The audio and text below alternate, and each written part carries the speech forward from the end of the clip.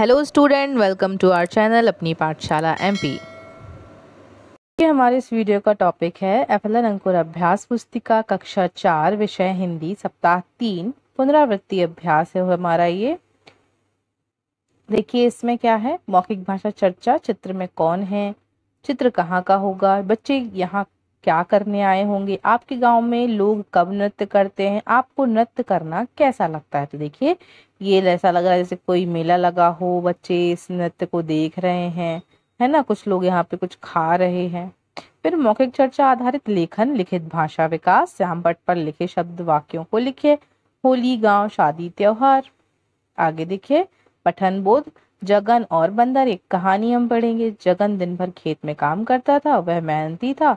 जगन की माँ रोज खाना लाती थी, वह खाना एक पेड़ के नीचे रखकर चली जाती थी, लेकिन एक बंदर उसका खाना खाकर चला जाता था। एक दिन उसने यह बात अपनी माँ को बता दी। माँ ने अगले दिन खाने में अधिक मिर्च मिला दी।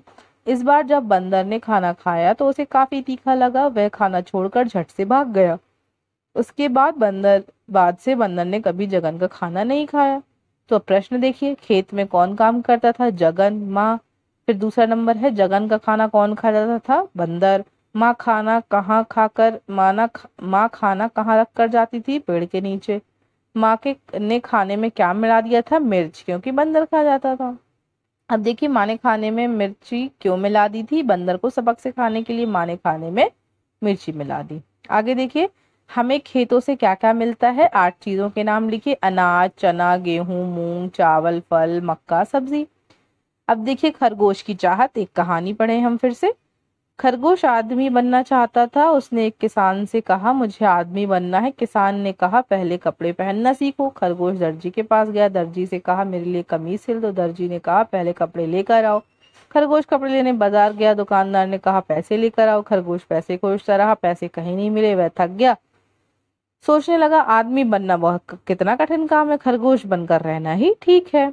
अब देखिए मौखिक प्रश्न है, खरगोश क्या बनना चाहता था, आदमी। खरगोश किसके पास गया, तो देखिए दर्जी के पास। फिर कपड़ा खरीदने गया, फिर पैसे की खोज में निकला। इस प्रकार से खरगोश को क्या कठिन लगा, खरगोश को आदमी बनना कठिन लगा।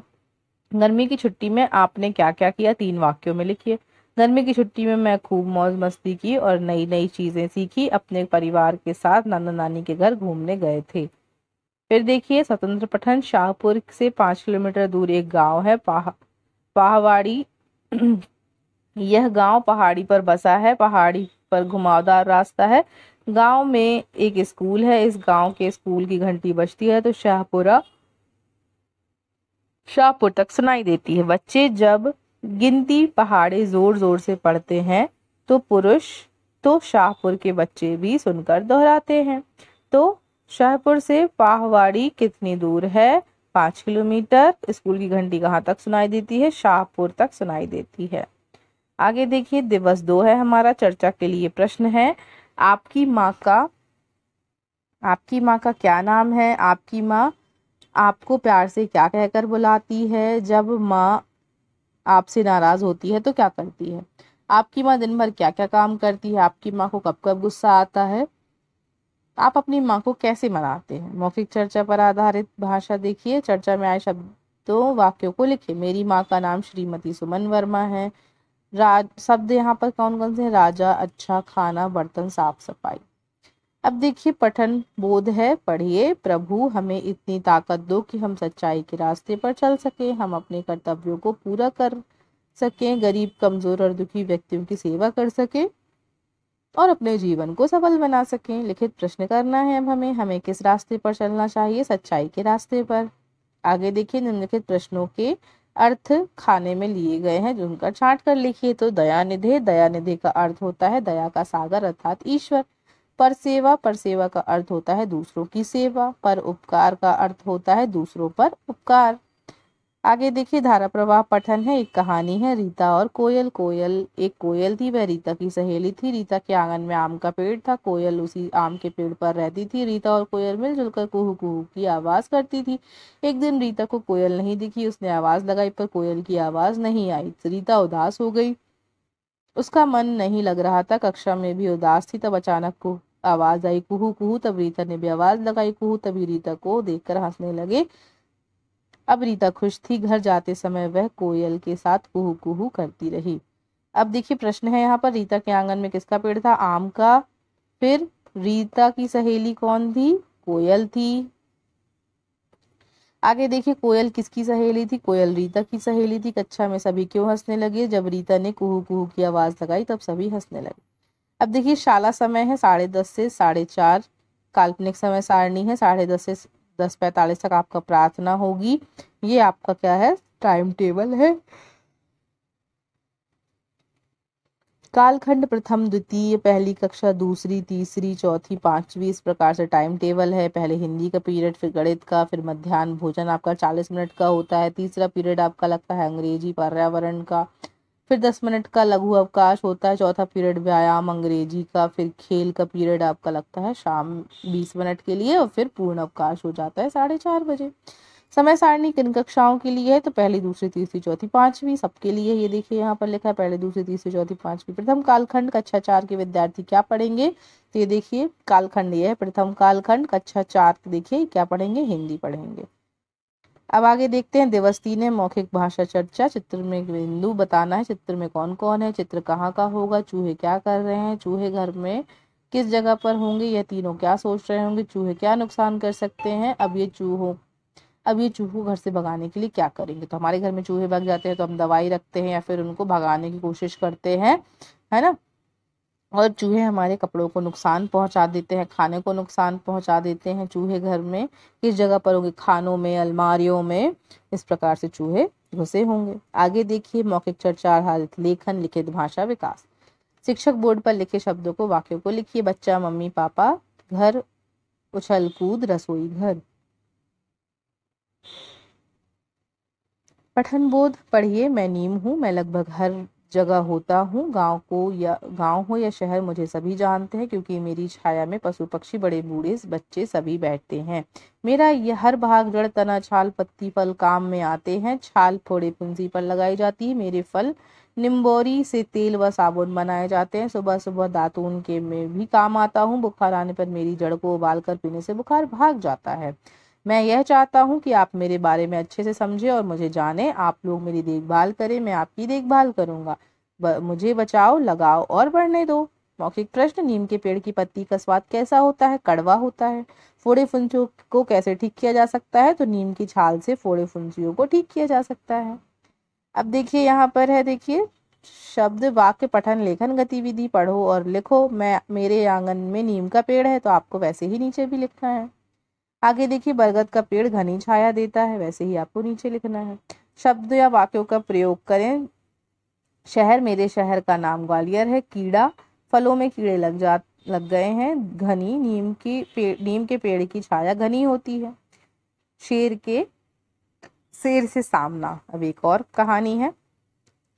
एक किसान खेत में काम कर रहा था, तभी एक शेर सामने आ गया। शेर को देखकर किसान डर गया। किसान बोला, मुझे मत खाओ, मैं एक अच्छी बकरी लाकर दूंगा। शेर ने पूछा, पर कब? किसान बोला, अभी घर से ले आता हूँ। किसान ने घर जाकर सारी बात बीवी को बताई। बीवी बोले, अरे बकरी दे देंगे तो बच्चे दूध कहाँ से पी? किसान ने कहा, मैं क्या करूं? बीवी बोली, सामना करते हैं उसका। उसने चेहरे को काला रंग लिया, होठों पर लाल रंग लगा लिया, अजीब से कपड़े पहन लिए, बाले को बिखरा लिया, तलवार हाथ में ले लिया और चल पड़ी शेर का सामना कर। खेत में पहुंचकर वह शेर की तरफ लपकी। इस तरह औरत को आते देख शेर बहुत डर गया और वहां से फौरन भाग गया।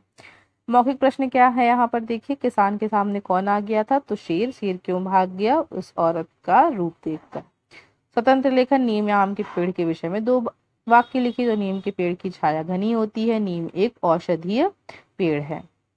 स्वतंत्र पठन, पेड़ हमें छाया देते हैं, पेड़ों से हमें फल भी मिलते हैं, लकड़ी भी मिलती है, पेड़ों पर बच्चे झूला भी डालते हैं, पेड़ पर पक्षी घोंसला बनाते हैं।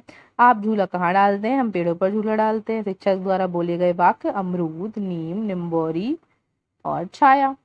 आगे देखिए दिवस 4, हमारी चर्चा के मुख्य बिंदु। आपके शहर गांव में कौन कौन से पेड़ हैं बता सकते हैं आप? कौन सा सबसे बड़ा पेड़ है? सबसे छोटा पेड़ कौन सा है? सबसे पुराना पेड़ कौन सा है? वह पेड़ कितना पुराना होगा? गांव में फलदार पेड़ कौन कौन से हैं? आप सबसे ज्यादा किस पेड़ के नीचे खेलते हो? सबसे ज्यादा हरा भरा पेड़ कौन सा है? अब देखिए शेर साहब की पूंछ। एक नई कहानी। एक जंगल में शेर और लोमड़ी दोस्त थे। कुछ समय बाद शेर बूढ़ा हो गया, शिकार करना कठिन हो रहा था। कई दिनों से लोमड़ी और शेर भूखे थे। एक दिन उस उनको एक खरगोश आता दिखाई दिया। लोमड़ी ने कहा, शेर साहब झट मरने का बहाना कीजिए। शेर लेट गया। लोमड़ी ने झट से उसे सूखी घास से ढकना शुरू किया। अब शेर की केवल पूंछ बस बाहर दिखाई देती। फिर लोमड़ी जोर जोर से रोने लगी।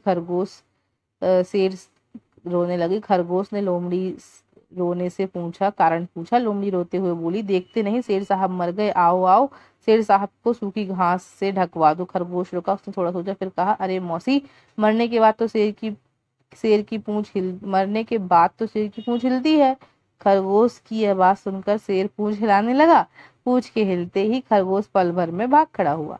मौखिक प्रश्न। शेर की दोस्त कौन थी? तो शेर की दोस्त लोमड़ी थी। शेर शिकार क्यों नहीं कर पा रहा था?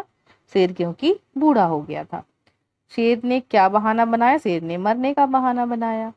अब देखिए, लिखिए पठन बोध के वाक्य सुलेख। शेर बूढ़ा हो गया था। शेर और लोमड़ी दोस्त थे। इन शब्दों के लिए एक नया वाक्य बनाइए। कठिन।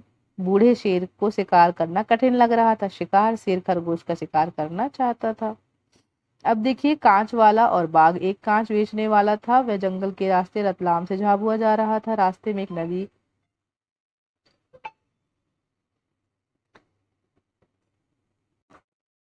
नदी आई। नदी में एक बाघ पानी पी रहा था। उसने कांच बेचने वाले को देखा और हंसने लगा।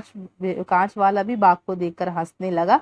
कांच वाले ने बाघ से पूछा, तुम क्यों हंस रहे हो? बाघ ने कहा, मैं बहुत भूखा हूँ, तुम खुद चलकर मेरे पास आ गए इसलिए हंसी आ गई।